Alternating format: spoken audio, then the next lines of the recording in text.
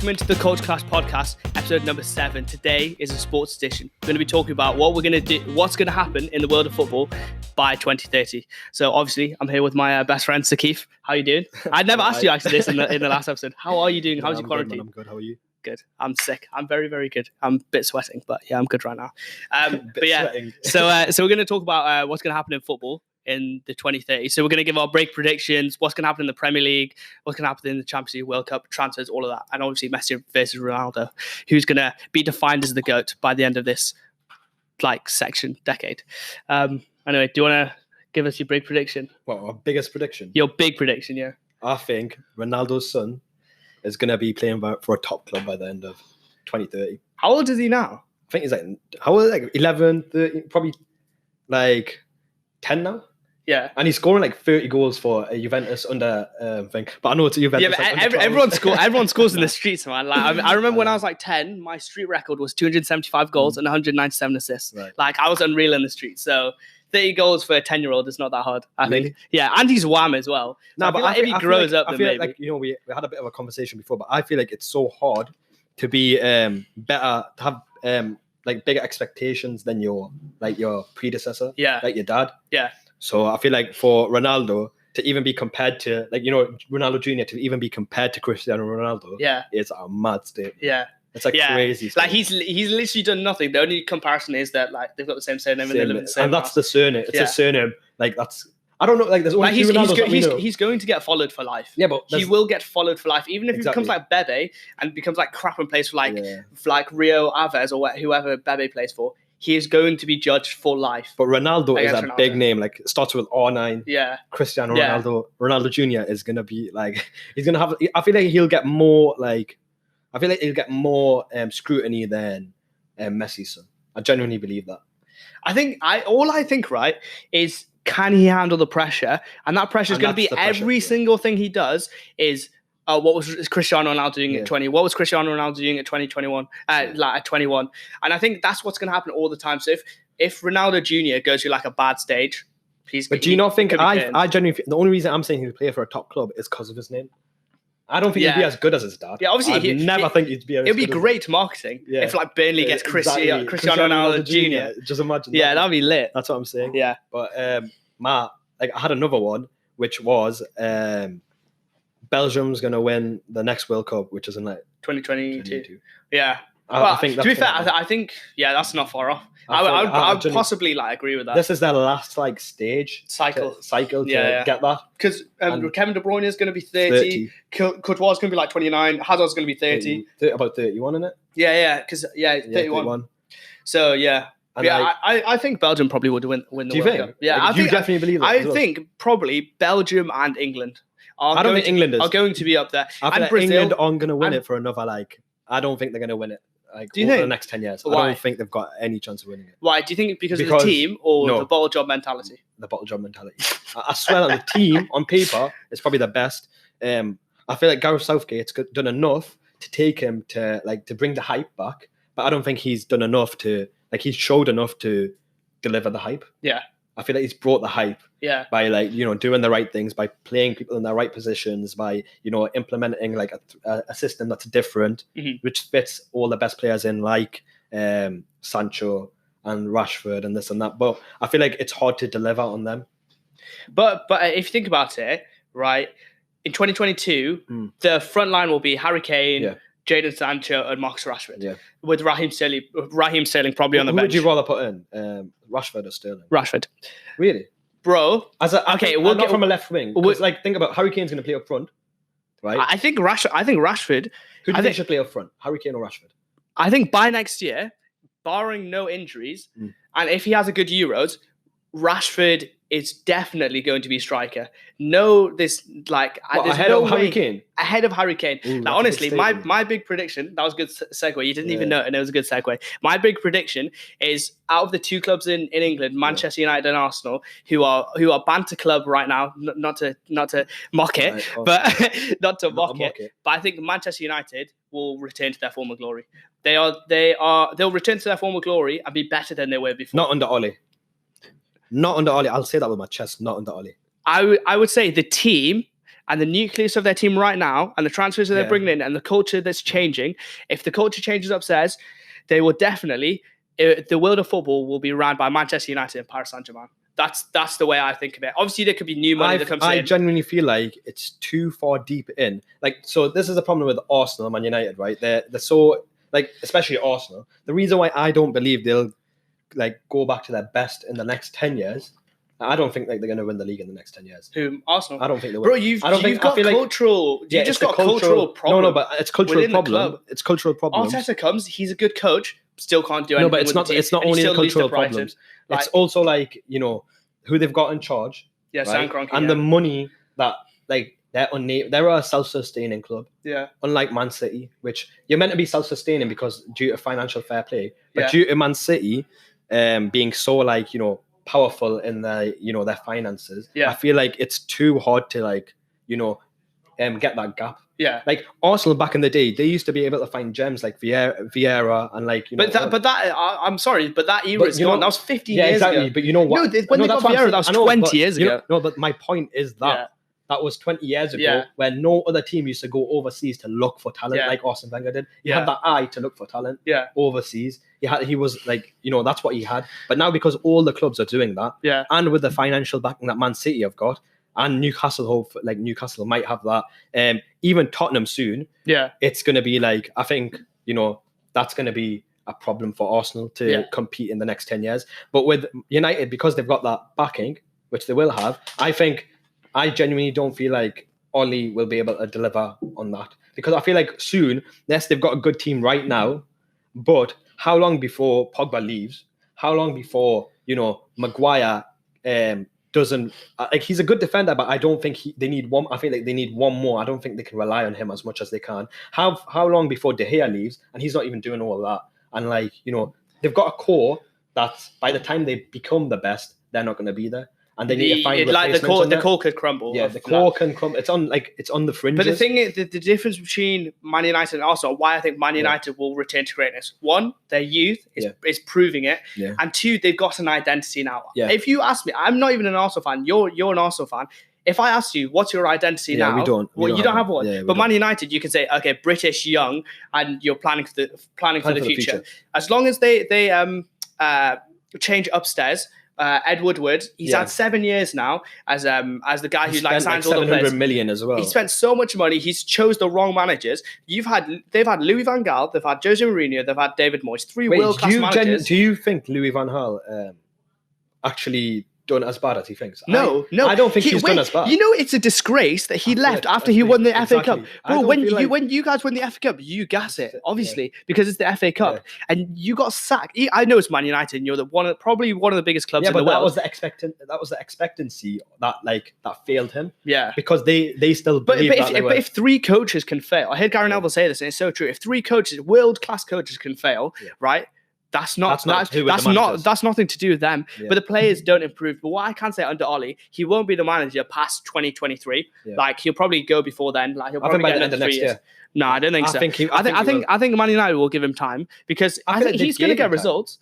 I feel like you know the reason why I say it not under Ole is because, yes, they're performing now, but people are also hyping the performances now. Not because, like, you know, before lockdown they had, like, they beat Man City, and I think I forgot who else they beat, but they beat another team. They had 3 wins, but before that, but before that, they had like 4 draws in a row, 3 draws in a row, and like losses before. And then it was the last loss was Arsenal. But they've got a good problem in the sense that they lose games against the small teams, but they can beat the big teams. Yeah, I'd rather have that problem than being like in your position where you can beat the small teams at Arsenal. Like Emirates is a fortress for you, but you can't beat the big teams. My point isn't that Man United as a team aren't going to be challenging for 2020 by 2030. My point is that Ole isn't going to be taking them there.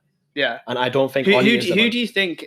I think by then, I feel like they have to invest in a youthful and a proven youthful manager. Yeah, like Nagelsmann or like I don't know, someone with an actual. Because I don't think Ole's got a way of playing.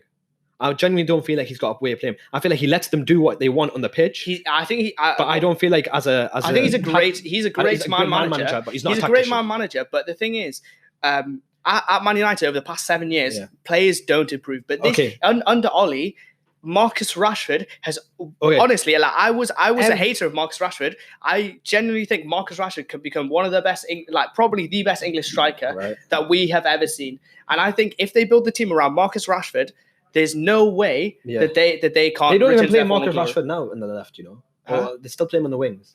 But I know if they build a team around Marcus Rashford, I rate him this highly. If they can build him around him, it's the mentality, because the mentality at a young age, that's what proves. Like he's got the talent, but he's got the mentality as well. I'm not even talking about like what he's done for the kids, but like the way that he trains. Like he trains like Ronaldo. There's like interviews with like Jesse Lingard and all, like not even like his best friends at Man United, saying he's the hardest worker, he's the hardest trainer. He trains like Ronaldo, and that's think Rashford's such a great trait. A few of the young players that have like kind of, how they've already got Pogba, who's a world class player. They've already got Fernandes, who's, I'd say he's a world class player, right? Just because he didn't play for a big club before. Yeah, like he did play for a big club. It was Sporting, wasn't it? He played for Sporting, and he was amazing at Sporting. Yeah, exactly. But I feel like these are world class players. I feel like Rashford's the one which is going to break that barrier to be past that world class. And to be like competing with Raheem Sterling, like Raheem Sterling is doing now. I genuinely feel like Raheem Sterling has reached that level where he's like. Do you think? Yeah. I feel like that's. To be fair, I think people forget Raheem Sterling's age.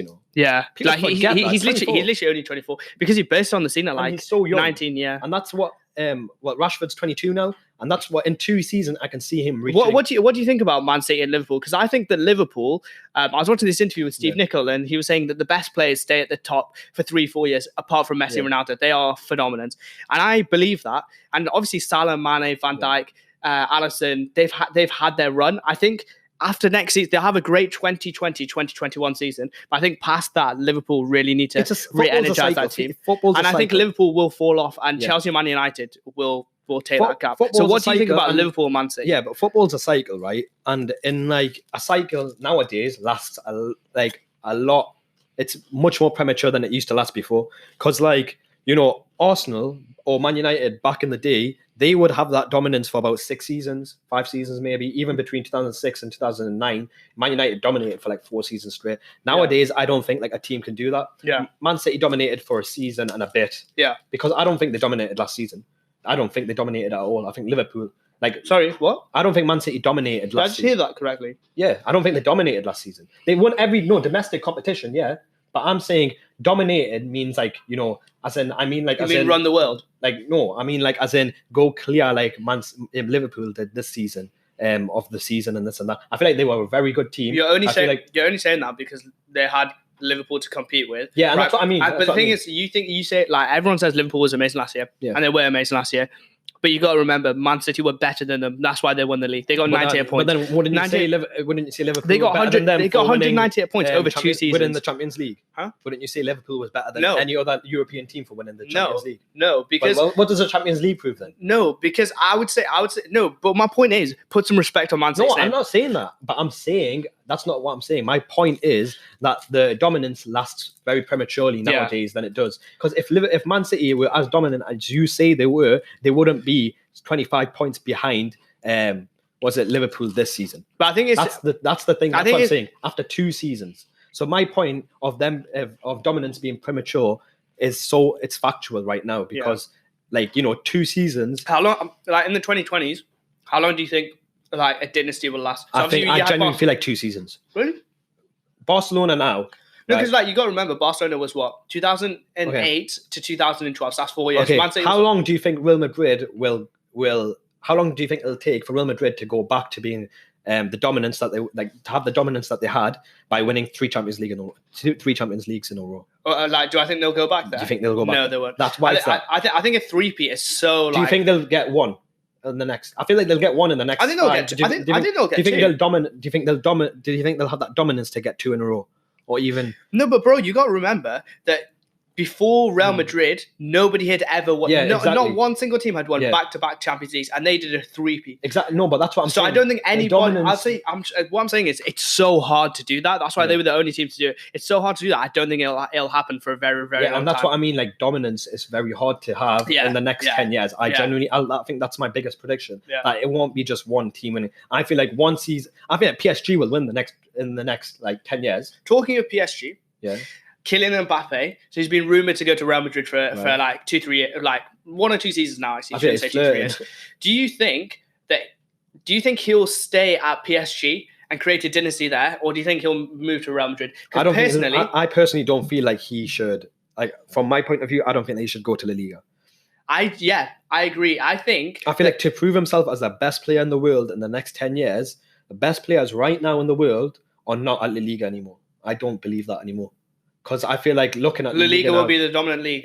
It's not. It's like it won't be the dominant. Because they dominated 2010. They did. So what league do you think will dominate? I think it'll have to be the Premier League. I think. And I feel like there's so many young players as well. Or I'll say this like from kind of like it's kind of a bold prediction. I think Bundesliga. Really? I genuinely feel. Why do you think Bundesliga? That? I think Bundesliga because RB Leipzig. I'm seeing how RB Leipzig are operating, Bayern Munich are operating, and Borussia Dortmund operating. They've got the best young talent in the world right now. RB Leipzig are like guaranteed Champions League team now, and you've got to remember they moved to the Bundesliga in 2016-17. And forget how much hate they get. 4 seasons. So you're saying in the next 4 years, if they make that much progress, I'm not saying they'll win. No, I'm not saying you're saying. I'm saying if they make the same amount of progress and get the same, like they were very lucky they had Nagelsmann. They were very lucky they had Nagelsmann and Werner. No, they got Nagelsmann. But they created. This is what you forget. They got Nagelsmann. Yeah. Right. But did they take it from Hoffenheim? To Hoffenheim, yeah, from Hoffenheim. They got him. Yeah. So to attract that kind of manager. Oh, no. Who was their manager before Nagelsmann? And wasn't it Hasselhoff? The ones that's in Southampton. No. I don't know who it was, actually. Yeah, it was him. Oh. Or was it I think it was. But yeah, either way, these managers here are going to the Bundesliga. They're and these young kids. They're revolutionizing. Yeah, look at what Pep did. Look at Haaland right now. Yeah. And on Haaland, do you think he'll win the gold? Do you think he'll win a Ballon d'Or the next 10 years? Okay, so it's tough because our experience of Ballon d'Or has just been we've had the two best players of all time. Like when we're 1920 now, so the best players we've seen, like that we watch all the time, was Messi, Ronaldo. So our whole Ballon d'Or was just Messi, Ronaldo. So it's hard to say, but I think like based on the players that we have now, not any young players that are coming up, I think Mbappe and Sancho will run it. And I think Haaland should get it, and he'll only get it if he has like a monster season, like 40, 50 goals, because I think Kylian Mbappe and Sancho will just run his ratio right now is 0.7 goals per game. Yeah, he's a monster, mate. He's our age, and he's like. Do you think by next season he'll beat Lewandowski's record? How much is Lewandowski's record? 33? 36, I think. 36 in one Bundesliga season? I think it was, something like that. That's more than a goal a game. No way. Well, no, that's not a surprise, though. That's crazy. I didn't even know that. I don't know how much it is. I'm probably it might be wrong, but I know. Aben, find out how many goals Lewandowski scored on his highest season. But we got our assistant Aben behind the camera.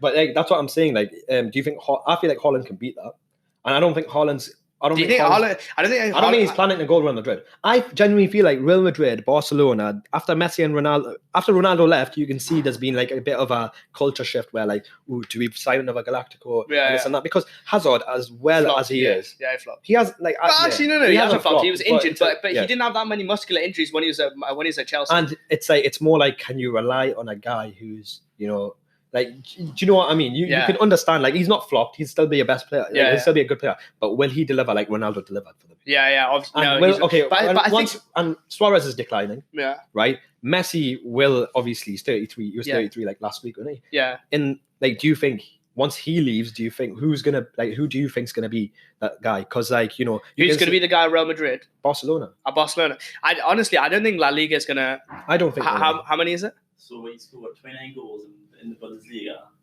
but in all competitions he scored 41 goals in 48 matches. That's mental. Mental. And Suarez obviously got that 50-goal season as well. That just the strikers these days. That's what I'm saying. But what did you just say about? I said, who do you think is going to replace these big players at Barcelona and Real Madrid? I agree with you when you said La Liga is not going to be as big as it is. I think they're going to replace it. La Liga love Brazilian players, so I think they're gonna try and replace with Brazilian players. But obviously there'll be big strikers that come over, and one of Kylian Mbappe, Sancho, or Haaland will move to Real Madrid or Barcelona. But I go back to what I was saying about Manchester United. Man United will get Haaland. I believe they will get Haaland in 2 seasons' time. You can see it. Yeah, I can see him. I can see him, Rashford, and a right wing. I'm not sure who. Sancho. Bro. Like, no cap. I think PSG. What's going to happen to PSG? They'll win. Mbappe will win the World Cup. They'll get an offer of like 250 mil from Real Madrid. They'll rebuke that and they'll create a new dynasty around Mbappe. Neymar would have gone. They would have sold it for like 120 to like Real Madrid. I don't think Mbappe is going to stay in the next 2 seasons. No, I think Thomas Tuchel's there. I think no, they'll change them. I think Mbappe. Bro. Basically, I did a prediction video and I didn't put out on this topic. And Sakif's just bringing it all back. What I said in that video was Liverpool are going to flop. Jurgen Klopp's going to move to Liverpool, move to PSG because he can't be bothered with the hassle of building up Liverpool again, and he doesn't want to ruin his legacy. He's going to move there. That's going to make Mbappe stay, and then they're going to create a team around Kylian Mbappe, and then they'll finally win the Champions League. That's how I think it's going to happen. So you think you genuinely like? I do. Think I can see Klopp going there, but I don't know. I just don't see Mbappe staying there. I don't see him staying there. I can't. I feel like I genuinely feel like if he wants to elevate his career as the best, I think now, because like, you know, the reason why Ronaldo and Messi, you could say they could be the best players in the world is because they were in the same league, and that league is so competitive. So you can compare them directly, But I feel like now, if you want to be the best player in the world, you can't go to La Liga and be the best player.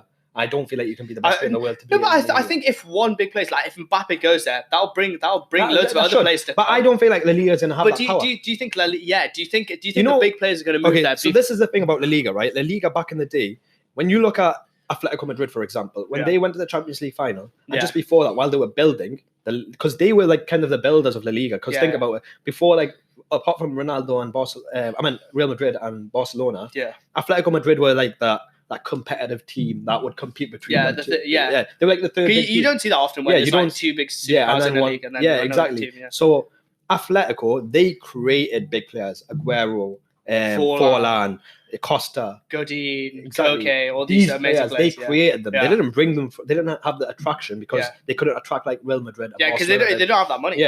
And that's the thing, right? So I feel like that's what, like, all of these big clubs, they need to stop doing that. Like in La Liga, they're gonna have to start doing that, and that'll take. What do you mean doing that? Do you mean getting gems? Yeah, I feel like not getting gems, but I feel like they can't compete with the big teams. In the next 10 years to get like an Mbappe. To be fair, I think it's hard to make in the next 10 years. Hazard's going to be leaving. I think it's a hard judgment to make because obviously we don't know the young players that are going to come. So if we did this video in 2010, we wouldn't know about Mbappe, we wouldn't know about Haaland or Sancho. So it's hard to say. But like, if you had to give me two teams, so obviously we had Barcelona and Real Madrid that basically ran the 2010s, essentially. If you had to give me two teams who are going to run the club like football stage in the world, who would those two teams be and why? Okay, can I give you three? Go on. All right, go on. City, PSG, and Bayern. Why? Bayern, because I feel like they are so dominant, and like right now, I'm going to say Bayern because they're so dominant in the Bundesliga. So in the early part of 2020s, I feel like they will they break that Champions League drought? I feel like they will. Just be, like, I think they could do it this season. Their front three is meant to be. I think it was in the next few years it'll be Lewandowski, Gnabry, and Sané. But Lewandowski's getting on next few years. Oh right. Yeah. I don't see Lewandowski's never relied on pace. He's always been instinct. Yeah. He's never been. But he's very physical for his age. Like he's wham. That's the thing. I feel like they'll have that thing. Then they've got Alphonso Davies as well. Yeah, Alphonso Davies. Yeah. And then they've got I think they've agreed Jonathan Tah. Have they? Really? I don't know if they have. But to be fair, I think he's one of those German players that like. He looks good and he's been linked to Man United for ages, but I think in a team where he needs to play, he doesn't need to, because he jumps out of the defense, but in Bayern Munich they don't do that. I feel like Bayern Munich have got that dominance to to attract these players from other Bundesliga clubs. Yeah. And like think about how many their transfer, like Juventus and Bayern's transfer policies are the best. Like, they love a little bargain, don't they? Bargains, but like they're probably the best players, one of the best players in the world. Like they're just crazy at doing that. Like for the price they're getting at. Like they got Juventus got Ramsey, they got Can, got They got Rabiot. They got Pirlo. Rabiot for a free. Yeah, bro. And they're signing Arthur next but that's year, for 75 mil though. Yeah, but they can do that because they don't pay that price. Tell me why City, because I disagree, and I'll tell you why. Okay, but you tell me why first. Okay, I'll tell you why. Okay, so obviously they've got that ban, their 2-year ban for Europe. I think that'll stay there. You think that'll affect them? That much? Yeah, and no, but the thing is, right? Kevin De Bruyne has said that he will reassess his Man City career, like his career options, if they can't get in the Champions League. Do you think it's Kevin De Bruyne the only person? No, De Bruyne is their best player, and De Bruyne is going into his prime, so he wants to play in the Champions League. I think De Bruyne, if they don't get Champions League, City don't get Champions League because of their ban, De Bruyne will leave, and unless the other players, especially Bernardo Silva, picks up the what De Bruyne leaves, right? I definitely think that Man City could screw it. But I think culturally, because in their club, they're like sorted essentially. There's no like problems like in Man United. They could be fine. But with Kevin De Bruyne leaving, that could like dent them for I feel like they're one years. Of the few teams which I've saw even watching that documentary. So why do you think that's why? So like they're one of the few teams which I've saw even in that documentary that they made on Amazon. Yeah. They've got a vision. Yeah. And their vision is Champions League. And until they win it, I don't feel like they're going to stop. Yeah. Until they reach that dominance. And because they've got the backing of a full country. Yeah. I know, like, forget Pep leaving, right? Forget De Bruyne leaving. The core that they've still got is unbelievable, right? Laporte's still young. Edison's still young. Foden is unbelievable. And he's not even playing. And, like, I feel like people don't actually respect Foden enough. Yeah. Rodri is on. Rodri's he's not been great. Rodri's not been great, but how can you expect? He's 6 foot. He's perfect for the Premier League. He will come good. I can see that because on a bad season, like which they are having on their standards, because 25 points behind Liverpool, their bad season, they are so. But talking about Phil Foden, I think one thing that's like a big thing in football now is that when there's a young player, like obviously I don't think people are gassing it. Everyone's always hyped up young players, and I feel like there's a thing in England now where everyone just gas up young players. They want young players to see them play. There's way more now than before. I don't know if it's like just because England did well in the World Cup and they were all young, but I think this era in the Premier League, obviously, apart from like titles and stuff, I think it will be defined by the biggest flops. So in 2030, when we're 30 years old and I have facial hair, we're going to look back at this and be like, Martinelli flopped, Cho flopped. I think Cho, honestly, I don't think he has the right mentality, and I think he'll get a move away from England, and then he'll if thrive. I don't feel like if he can't get into the Man United team now. I have a list written down actually of the flops I think will happen. Daniel James, Declan Rice, Martinelli, and Callum Hudson-Odoi will be the most notable, obviously the ones that we know now, the most notable flops, because I think there'll be so many. I think the only ones that really will do well is probably, off the top of my head, probably Mason Mount. Like, not even Ruben Loftus-Cheek. Ruben Loftus-Cheek will just become an Mount will? Bro, he's got the right mentality, and he's proven he's on Foden. Mount and Foden will be the notable big ones. Look, they play the same, but there'll be so many young flops. They play a similar position, right? Yeah. And I feel like Foden's going to be that What do you think that means for England, though? I think Foden will. Do you think he'll take that? I think he will take over. He will carry. Do you think? I fully feel like in the next 10 years, Foden will be that guy. But then there's James Maddison, Jack Imagine they Grealish. bring in 10 years. Yeah. Big L. Martinelli's going to win the Ballon d'Or. I said it first. Martinelli's won the Ballon d'Or, chose number 2, and Daniel James number 3. No, but I think everyone gasses Declan Rice. I don't think he's all that. I don't think Cho's all that. I think that's easy. Thing is, and I don't think Mount is all that. Cho is very good, right? And his potential is so high, but I don't think his mentality is right. Bro, he's on 100k a year as a 19-year-old for 5 years. Right. So he's going to get 25 to 30 100k a year? 100k a week, sorry. Shut up.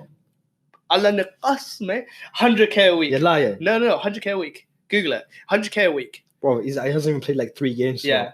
He's still in his nappy. Yeah. He's got an afro. Fucking hell. 100k a week. Yeah, that's great. Like, he's going to have 25, 30 mil. If you don't think that affects... The way Chelsea fans were going when he was linked to Bayern, they were like, oh, please die. Like, I was there as well, so I can't mock it. Like, I was there. Like, everyone was doing videos with him, like, saying, can I get a picture? And then they'll be like, stay at Chelsea, please. And he'll be like, okay, like, I'll have a look in it. But, like, obviously that's going to affect somebody. Yeah. But if his mentality's right, he could become one of the best players. But I don't believe he'll hit the heights that he deserves to. Fully. Yeah. But I think that's our top 10. Yeah. I think that's a lot of predictions we've put in. But I feel like don't bring this up in 10 years. Yeah, time, it's probably going to be proper wrong. Callum Hudson-Odoi, when I do a video with you, you're a great guy and a lovely person. And when he's on Arsenal Fan TV talking to Martinelli, he loves Martinelli too.